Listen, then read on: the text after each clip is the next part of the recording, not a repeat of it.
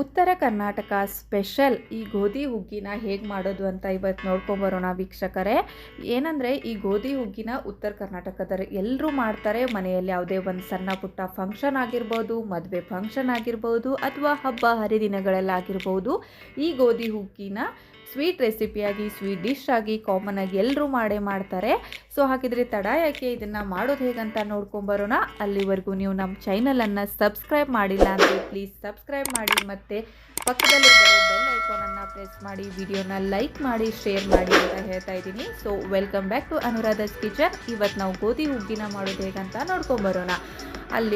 So ಏನಂದರೆ ಗೋಧಿ ಹುಗ್ಗಿ ಮಾಡಲು ನಾನಿವಾಗ 1 ಬೌಲ್ ಆಗುವಷ್ಟು ಪಾಲಿಷ್ ಮಾಡಿರುವಂತಹ ಗೋಧಿನ ತೊಗೊಂಡಿದ್ದೀನಿ. ಇದು ನಿಮಗೆ ಹೋಲ್ಸೇಲ್ ಕಿರಾಣಿ ಅಂಗಡಿಯಲ್ಲಿ ಕೂಡ ಸಿಗುತ್ತೆ. ಗೋಧಿ ಹುಗ್ಗಿ ಮಾಡಲಿಕ್ಕೆ ಗೋಧಿನ ಕೊಡಿ ಅಂದರೆ ಪಾಲಿಷ್ ಮಾಡಿರೋ ಗೋಧಿನ ಅವ್ರು ಕೊಡ್ತಾರೆ. ಇಲ್ಲ ಅಂದರೆ ನಿಮ್ಮ ಮನೇಲಿ ಈ ಥರ ಗೋಧಿ ಇದ್ದರೆ ನೀವು ಇದನ್ನು ಗಿರ್ನಿಗೆ ತೊಗೊಂಡು ಹೋಗಿ ಕೂಡ ಪಾಲಿಷ್ ಮಾಡ್ಕೊಂಬರ್ಬೋದು. ಸೊ ಇದನ್ನು ಒಂದೆರಡು ಸಲ ನಾನು ತೊಳೆದ್ಬಿಟ್ಟು ತೊಗೊಂಡಿದ್ದೀನಿ. ನೋಡ್ತಿರ್ಬೋದು ನೀವು, 1-2 ಸಲ ತೊಳೆದ್ಬಿಟ್ಟು ತೊಗೊಂಡು ಇದಕ್ಕೆ ಸ್ವಲ್ಪ ಎಣ್ಣೆನ ಹಚ್ಚಬೇಕಾಗತ್ತೆ ಫ್ರೆಂಡ್ಸ್. ನೋಡ್ತಿರ್ಬೋದು, 1-2 ಸಲ ಚೆನ್ನಾಗಿ ಕೈ ಆಡಿಸ್ಬಿಟ್ಟು ತೊಗೊಂಡು ಈ ನೀರನ್ನು ರಿಮೂವ್ ಮಾಡ್ಕೋಬೇಕಾಗತ್ತೆ.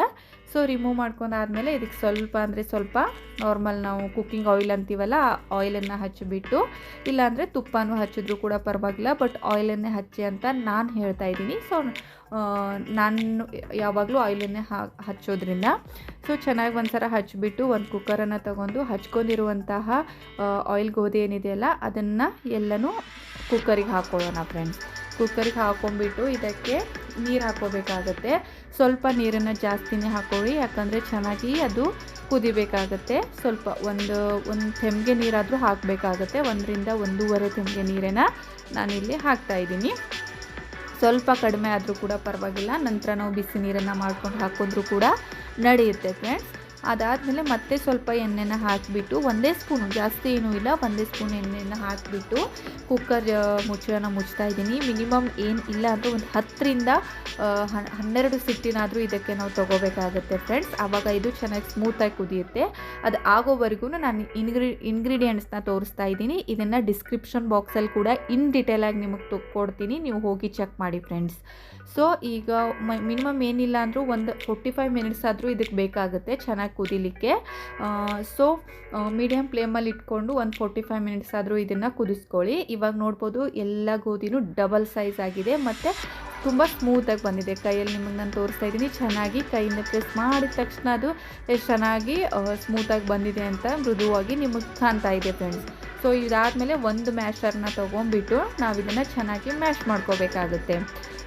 ಸೊ ಇಲ್ಲಾಂದರೆ ನೀವು ರೌಂಡ್ ಸ್ಪೂನಿಂದ ಮಾಡ್ಕೋತೀನಿ ಅಂದರೂ ಪರವಾಗಿಲ್ಲ, ತುಂಬ ಸ್ಮೂತ್ ಆಗಿರುತ್ತೆ. ಜಾಸ್ತಿ ಏನು ಟೈಮ್ ತಗೊಳ್ಳೋದಿಲ್ಲ, ಜಾಸ್ತಿ ಏನು ನೀವು ಎನರ್ಜಿ ಹಾಕಬೇಕಂತಿಲ್ಲ. ಸ್ವಲ್ಪ ಮ್ಯಾಶರ್ದಿಂದ ತೊಗೊಂಡು ಮ್ಯಾಶ್ ಮಾಡಿಕೊಂಡು ಈ ಥರ ಮಿಕ್ಸ್ ಮಾಡ್ಕೊಳ್ಳೋಣ. ನೋಡ್ತಿರ್ಬೋದು ಯಾವ ಥರ ಎಷ್ಟು ಚೆನ್ನಾಗಿ ಕಾಣ್ತಾ ಇದೆ ಅಂತ.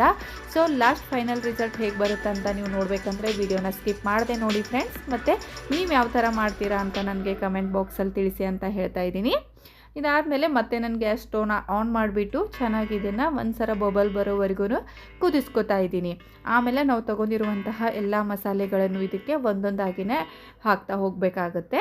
ಸೊ ಪ್ಲೀಸ್ ನಮ್ಮ ಚಾನಲನ್ನು ಸಬ್ಸ್ಕ್ರೈಬ್ ಮಾಡಿಲ್ಲ ಅಂದರೆ ಸಬ್ಸ್ಕ್ರೈಬ್ ಮಾಡಿ, ಮತ್ತು ಪಕ್ಕದಲ್ಲೇ ಬರೋ ಬೆಲ್ ಐಕಾನನ್ನು ಪ್ರೆಸ್ ಮಾಡಿ ಫ್ರೆಂಡ್ಸ್. ವಿಡಿಯೋನ ಶೇರ್ ಮಾಡಿ, ಲೈಕ್ ಮಾಡಿ.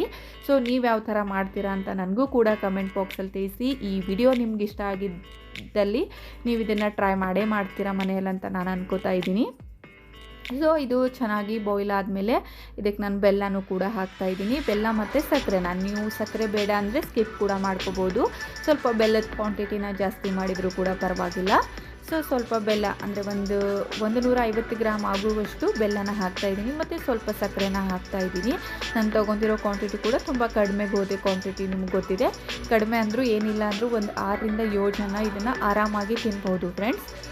ಸೊ ಮತ್ತು 2 ಸ್ಪೂನ್ ತುಪ್ಪನೂ ಕೂಡ ನಾನು ಇದಕ್ಕೆ ಹಾಕ್ತಾಯಿದ್ದೀನಿ. ತುಪ್ಪ ಹಾಕ್ತಿದ್ದಂಗೆ ಅದ್ರ ಪರಿಮಳನೇ ಕೇಳಲಿಕ್ಕೆ ಹೋಗಬೇಡಿ. ನೀವು ಟ್ರೈ ಮಾಡಿ ನೋಡಿದರೆ ನಿಮಗೆ ಎಕ್ಸ್ಪೀರಿಯೆನ್ಸ್ ಆದ್ರೇ ಇದ್ರ ಏನಂತ ಗೊತ್ತಾಗುತ್ತೆ, ಯಾವ ಥರ ತಿನ್ಲಿಕ್ಕೆ ಟೇಸ್ಟ್ ಆಗುತ್ತೆ, ಯಾವ ಥರ ಸ್ಮೆಲ್ ಬರುತ್ತೆ ಅಂತ. ನಕ್ಕಿ ಒಂದು ಸಲ ಟ್ರೈ ಮಾಡಿ ನೋಡಿ ಅಂತ ಹೇಳ್ತಾ ಇದ್ದೀನಿ. ಸೊ ಅದಾದಮೇಲೆ ನಾನಿಲ್ಲಿ ಒಂದು 6ರಿಂದ 7 ಆಗುವಷ್ಟು ಪಾರ್ಲೆ ಬಿಸ್ಕೆಟ್ನ ತೊಗೊಂಡು ಅದನ್ನು ಮಿಕ್ಸರಿಗೆ ಹಾಕ್ಕೊಂಡು ಪೌಡರ್ ಮಾಡಿ ಇಟ್ಕೊಂಡಿದ್ದೆ. ಅದನ್ನು ಕೂಡ ಹಾಕ್ತಾಯಿದ್ದೀನಿ. ಇದನ್ನು ಹಾಕೋದ್ರಿಂದ ಗೋಧಿ ಹುಗ್ಗಿದ ಏನು ಕನ್ಸಿಸ್ಟೆನ್ಸಿ ಇದೆಯಲ್ಲ ಗ್ರೇವಿ ಅಂತೀವಲ್ಲ ಅದು ತುಂಬ ಚೆನ್ನಾಗಿ ಬರುತ್ತೆ ಮತ್ತು ತುಂಬ ಏನಂದರೆ ಚೆನ್ನಾಗಿ ಟೇಸ್ಟಿ ಕೂಡ ಕೊಡುತ್ತೆ ಫ್ರೆಂಡ್ಸ್.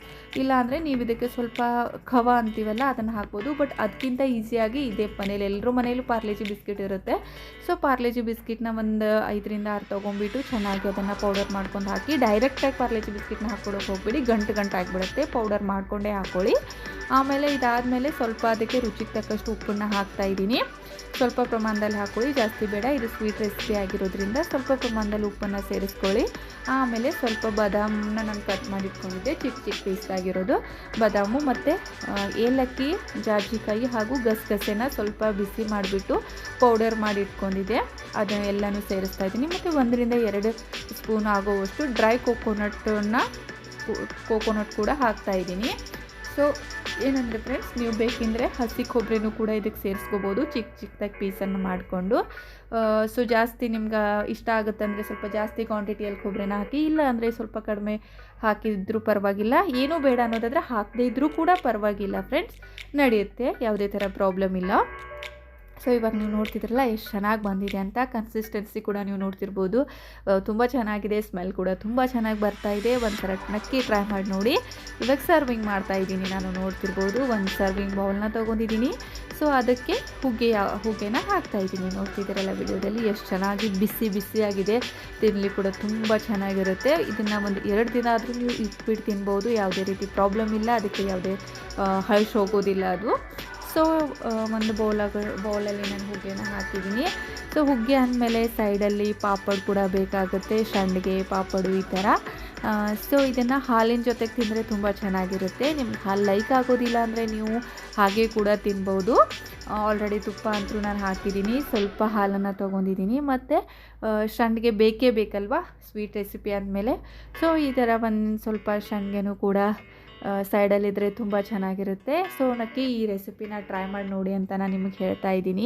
ಸೊ ಉತ್ತರ ಕರ್ನಾಟಕದವರು ಈ ರೆಸಿಪಿನ ನೋಡ್ತಿದ್ರೆ ನಿಮಗೆ ತುಂಬ ಈಸಿ ಅಂತ ಅನ್ನಿಸ್ಬೋದು ಈ ರೆಸಿಪಿ, ಮತ್ತು ತುಂಬ ಕ್ವಿಕ್ಕಾಗಿ ಮಾಡೋ ರೆಸಿಪಿ ಅಂತಲೂ ಹೇಳ್ಬೋದು. ಕ್ವಿಕ್ಕಾಗೆಲ್ಲ ಸ್ವಲ್ಪ ಟೈಮ್ ಹಿಡಿಯುತ್ತೆ ಫ್ರೆಂಡ್ಸ್, ಬಟ್ ಯಾವುದೇ ರೀತಿ ಏನಂದರೆ ತುಂಬ ಏನೂ ಇದು ಇಲ್ಲ.